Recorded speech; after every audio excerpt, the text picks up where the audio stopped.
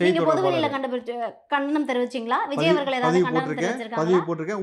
ஊடகம்ன்றது என்னது? நீங்கலாம் ரகசியமா பேசுற இடமா? சரி சார், நான் இது இப்ப பொதுவெளி தானே? இன்டர்வியூ கேட்கிறேன். நான் இது கேட்கிறேன் பொதுவெளி குடுக்குறீங்க. தானே? மக்கள் பார்க்க தானே எடுக்கிறோம். நீங்கலாம் பார்க்க சார், விஜய் எடுக்கலல்ல. அவர்கள் அவங்களுடைய நான் செல்போன்ல கேட்ட எடுத்து ஒரு கேள்விக்கு பதில். நிமிஷம் நான் அதான் கேட்ட சார் கேள்விக்கு பதில். பதில் தான் சார் சொல்லிட்டு இருக்கேன். ஆ. விஜய் அவர்கள் வந்து வெளியில வந்து அனுமதி எனக்கு ரோட் ஷோக்கு அனுமதி குடுக்குறாங்க. ஆனா பேச மறுக்குறாங்க. நான் வந்து இதுல பேசி போறேன் அப்படின்னு போட வேண்டியது தானே எங்கள சார். சொல்லி பேச சொல்லியிருக்காரு. நான் பேசிட்டு இருக்கேன். உங்களுக்கு புரியுதா? அப்ப நான் இப்ப தானே சார் தெரிஞ்சுக்க அதுக்கு முடியும் தானே உங்ககிட்ட கேட்டு. என்கிட்ட கேட்டா தெரிஞ்சுக்கணும் ம். இல்லையா? ஒரு நீங்க சரி, இப்போ நீங்க எலெக்ஷன் யாருமே சொல்ல மாட்டீங்க. கமிஷன் பேச அனுமதி குடுக்கலன்றது உங்களுக்கு தெரியாதா? எந்த இடத்துல எப்படி ஸ்டாலினுக்கு மட்டும் என்னென்ன செய்றான்னு உங்களுக்கு தெரியுமா? அப்ப அது மட்டும் தெரியுது. இது தெரியலன்றீங்க. நான் சொல்றேன். ஆமா சார், இது கண்டிக்கக்கூடிய விஷயம்ன்ற உங்களுக்கு ஒரு வார்த்தை வரல.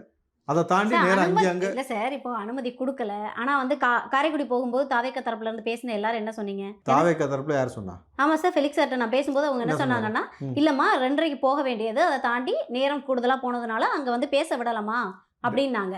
நேரம் கூடுதலாக ஆகி அவ்வளவு கிரவுட் இருந்துச்சு. 10 to 12 ஒண்ணு ஏர்லியரா பிளான் பண்ணி நீங்க அந்த இடத்துல போயிருக்கணும். கிரவுட் இருக்கு சார். நான் விஜய் அவர்களுக்கு கிரவுட் இல்லன்னு ஏர்லியரா நான் சொல்லவே பிளான் இல்ல. பண்ணி போனதுதான் அவ்வளவு கிரவுட். இவர் ஸ்டாலினோ உதயநிதியோ கிடையாது. அவ்வளவு கிரவுட் இருந்தனால எல்லாரும் என்ன தக்காளியா அந்த மேல ஏத்திட்டு வண்டி எடுத்துட்டு வரதுக்கு